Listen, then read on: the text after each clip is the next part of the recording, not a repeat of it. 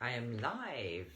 I have finished the early autobiography of Joan Marshall Grant, which was called Time Out of My Mind in German. I read it last year in English already. And I decided to read some extracts of another book, which is more about Joan Grant, but also her own musings and thoughts, Speaking from the Heart, Ethics, Reincarnation, and What It Means to be Human. And I read chapter 4 this morning, and I am going to read chapter 5 now. Prayers, Poems, and Hoves. Joan's marriage to Leslie was damaged by, among other things, the sudden fame that Winged Pharaoh brought. In 1938, she met Charles Beatty, nephew and ward of Admiral Beatty, commander of the British fleet in the First World War. Charles had been a sensitive child whose experiences of a ghostly twin had propelled him into a consuming interest in the mysteries of existence beyond the material. As a follower of Jung, he had become interested in Eastern mysticism, and in 1938 had published a philosophical discourse entitled The Garden of the Golden Flower. Many years later, in Charles' autobiography, he described coming across a copy of Pharaoh and finding that here was the wisdom, knowledge and understanding for which I had been groping for so long. I was moved to tears as one would weep for joy who comes at last into the light after a seemingly endless tunnel. Next day I wrote my first and last letter to an author. A year later, against all odds and therefore presumably in fulfillment of joint destiny, we were married. But before that, not long after he met Joan, Charles witnessed for the first time her extraordinary technique for shifting the level of consciousness. He had asked her to see if she could find any far memory clues to account for the strong affinity they had immediately felt for each other. But once out, instead of going back, she went, as it were, straight up into a vision of paradise, heaven, another world. Of the effect on me, I find no words adequate. It was as though I too shared the vision, he wrote. The words she spoke that evening conclude this chapter. When she finished speaking, she lay inert, breathing very slowly. Charles realized she was still out and took her hands, calling to her softly, then insistently. She was clearly trying to speak, but her words were too faint to be understood. He became afraid.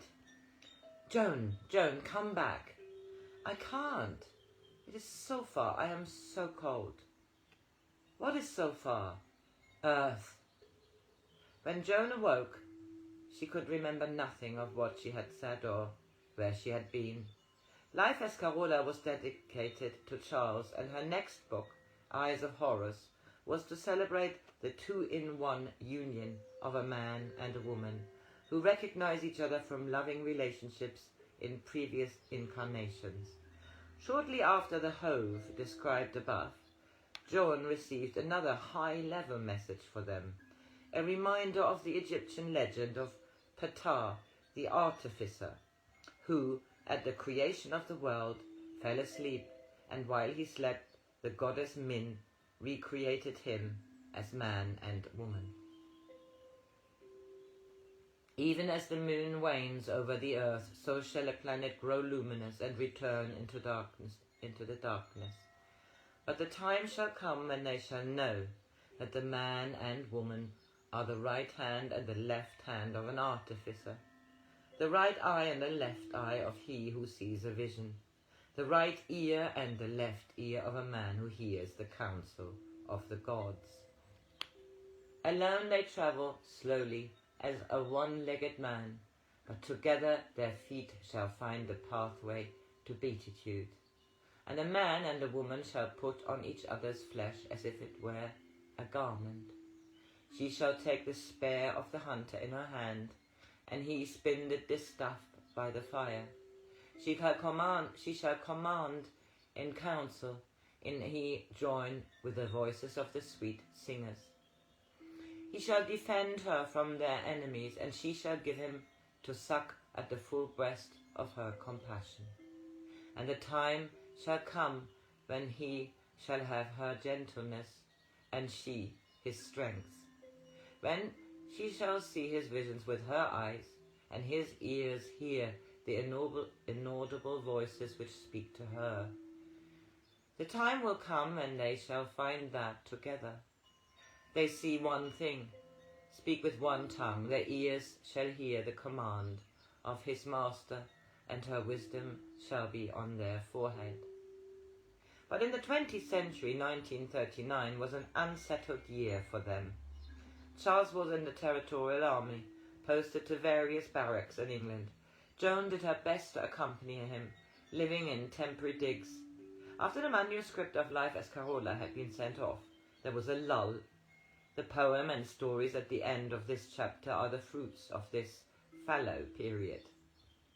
Joan was a great believer in prayer, directed not to God but to the gods, whom she considered to be highly developed beings who have travelled further up the evolutionary ladder than ourselves.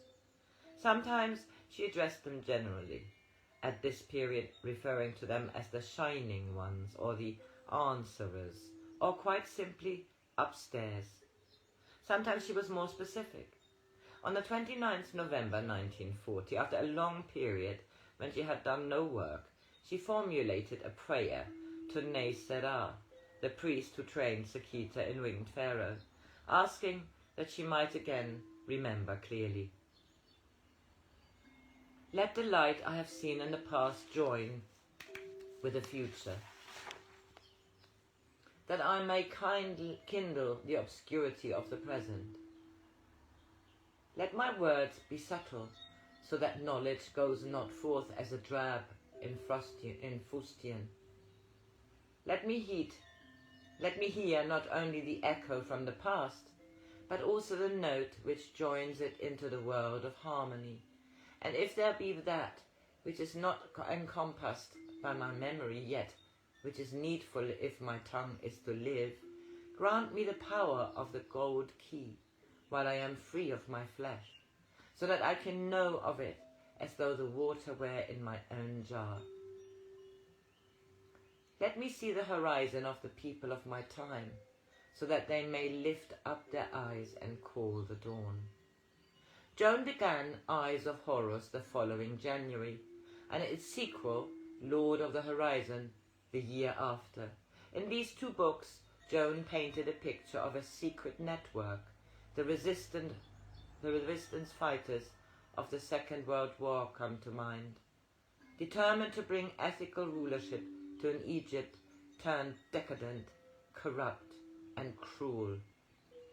The headquarters of the Watchers of the Horizon is called Hotep Ra in the nomarch of the Oryx, the only part of Egypt that still heeds the wisdom of more ancient times. When the Watchers overthrow the old dynasty and a new pharaoh addresses his people, he says, "Strive for happiness as lesser men strive for power, and remember that love is both the seed and the flower of joy. Let your actions be such that if they were done to you, they would increase your happiness. Love others that they may love you, and love yourself that you may love others."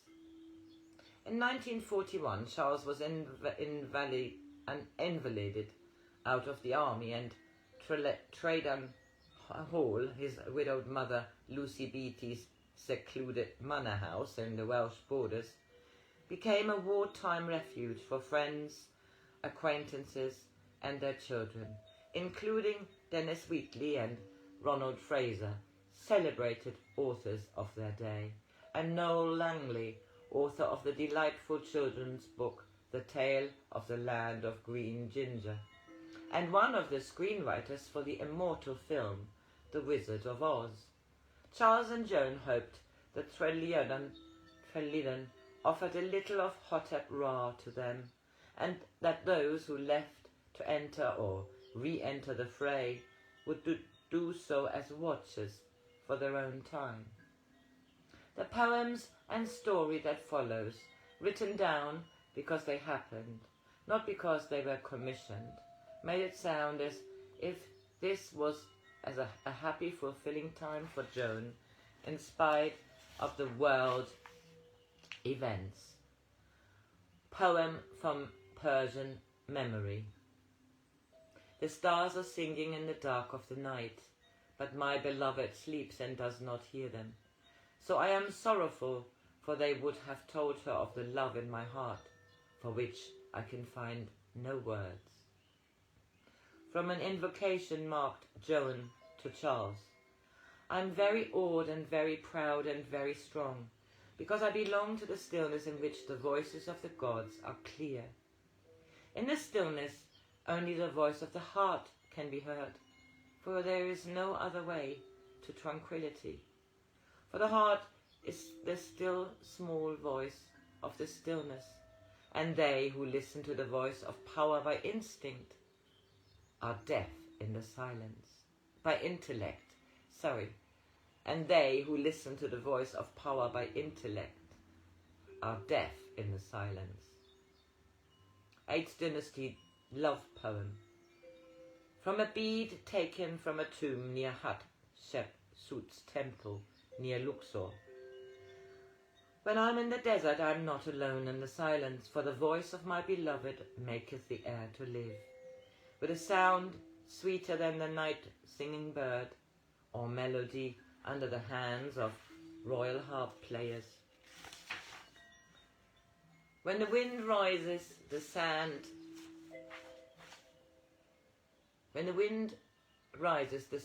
to wrath out of stillness, yet do my nostrils rejoice in the fragrance of her skin.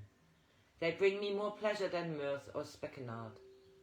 When noon assails me with intolerance of heat, it is as though the north wind crossed my garden pool, because my forehead has known her gentleness.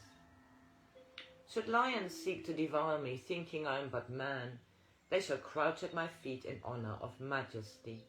For the love of she who holds dominion in my heart has given to me the divinity of Pharaoh.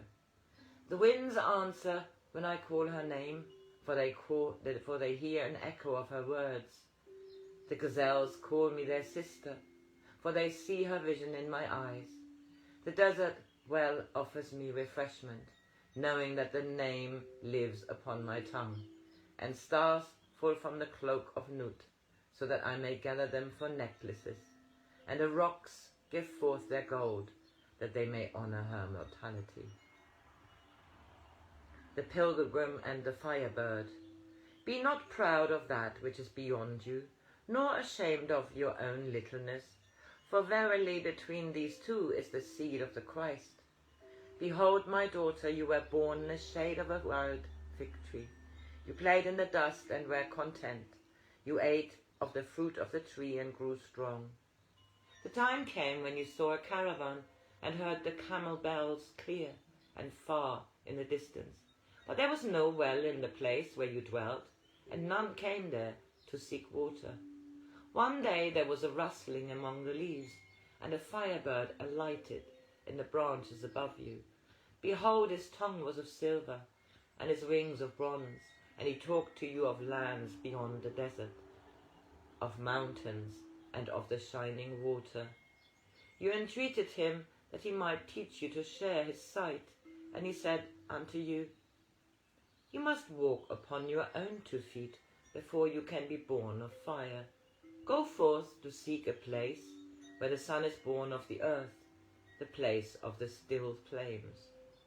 And you set forth. The sands of the desert were not smooth, for there were many stones which wounded your feet, so that the path was scarlet. When you were lame and could journey no further, you lay down to die in the shade of a thorn bush. Upon it was no fruit and no leaf, but a voice said unto you, In the thorn bush is the staff of a pilgrim.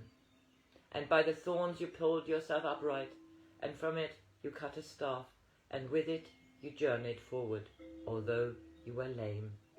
And far though you journeyed, there was always a staff in your hand.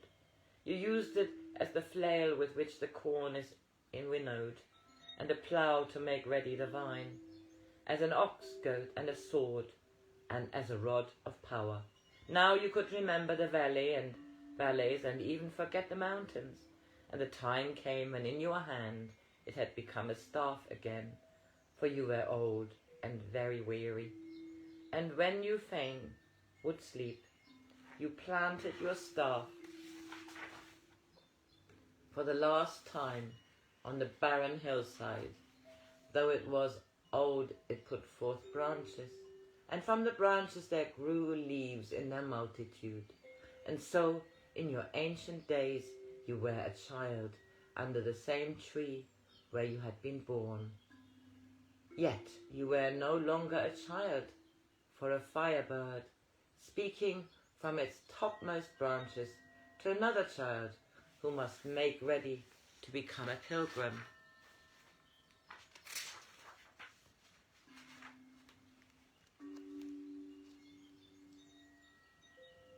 Sitting in front of the fire, I saw a little town on a hill, rather like Cordes.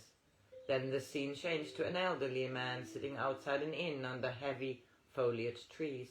He had not been to this town for many years, and in drinking the country wine, it had conjured up a scene of his youth. Here, where the shadow of the Campanile cleaves the white dust under the linden trees, I sit and drink that long-forgotten wine which holds for me those time-unfettered days. When I, with Nada, climbed these terraces that close the hill town from the marching plain, the glass is thick, yet though in the young wine is warm, as was my love in those dead days.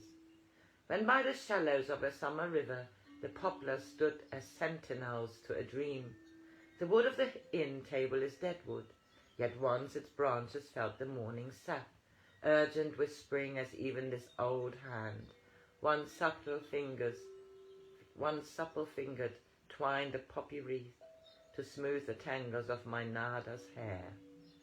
A bell is tolling, the harvester shoulders his scythe, and leaves the long corn stacked against the cold. The echoes have died into the evening quiet. My glass is empty, and I again am old. Circa 6000 BC. The voice of my love is in the pine trees, and in the white water between the rocks.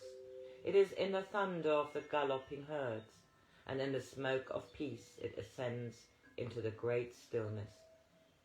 Yea, even does he speak to me from the whirlpool of Chlan, and in the place of the feathered council do I hear him also, for he sings with the arrows, and there is no echo. That was not born of him. The word. And then shall come the word, and the valleys and the quiet places shall be fair, and the hills will be singing in the dawn. The stars shall ponder in their courses, and see earth rise from the ashes in her youth. No withered leaf is there, no parched watercourse. Then all the eyes of mortals shall be clear and light, abounding, fill the darkest caves, the mighty forest idols shall temples be. There sweet humility is wed with pride, and courage stands where fear had set her throne. The fish have wisdom, and the wings of birds such knowledge, that they soar into the sun's immensity. The drowsy heat is cool with memory, and the brave paths come striding down the vale to quicken hearts that know tranquility and gentleness. Here's the fruit when the last rind is shed, and the very throat of music pours her song from the crowned mountains to the quiet hills. There shall we walk alone, yet with us be a brilliant company of storied friends, who walked with us on earth when it was old and sorrowful and grey and very cruel. Message for Joan as Ra'ab Raab, had you forgotten that at the time you asked me when you would be ready to wear my amulet, I said to you, when you can give the love of Horus? And when you asked me how that differed from the love of Ra, I told you, in the name of Ra, all that is of Ra in you will see all that is of Ra in the other, so that even if you speak with the Zuma of the caverns, in the name of Ra, you will recognize the small spark of love which is within him, and while that flame of love leaps down the ray that unites you in brotherhood, you will not smell the corruption of Set, nor see that in him which is not of Ra. Even if he stinketh like carrion on which no vulture will gorge, you can still love him without fear, for by that protection you can enter the underworld and find therein only the children of Ra. But if you would have my sight, you must smell with one nostril the clean wind blowing through the fields of the long-standing corn, and with the other the filth that crawls in the belly of a dead crocodile. With one ear you must hear the words of a friend, and with the other the hiss of the viper of Anu. With one eye you must see the hills of the morning, and with the other the swamps of the unclean. And the two lips of your mouth must savour the good of a man and the evil thereof. Then from your mouth shall come forth justice of an assessor, who can weigh a man's heart, having seen him, heard him, smelt the odour of his spirit, and so can show him in words both the vision which he should keep in his heart in honour, and the corruption with which the sword of Horus he must cut from his flesh. No longer will you be able to say, this man is of the darkness and other of the light. The first is my enemy, and to the second I will cleave until death unites us. For they who wear my amulet must see a man as he is and still love him. It is more difficult to love with clear vision of the whole than to love only in recognition of that part which belongeth with us until eternity. And when you wear my amulet, you must take all your sins in one hand, and all your triumphs in the other, and you must forsake the comfortable valleys of humiliation, and the clear peaks of attainment, and take the road of the hills, where only the man can walk unafraid, who can see the mountains on his right side and the valley on his left, and still have the courage to continue on his journey, in company with himself and those others who follow the same road.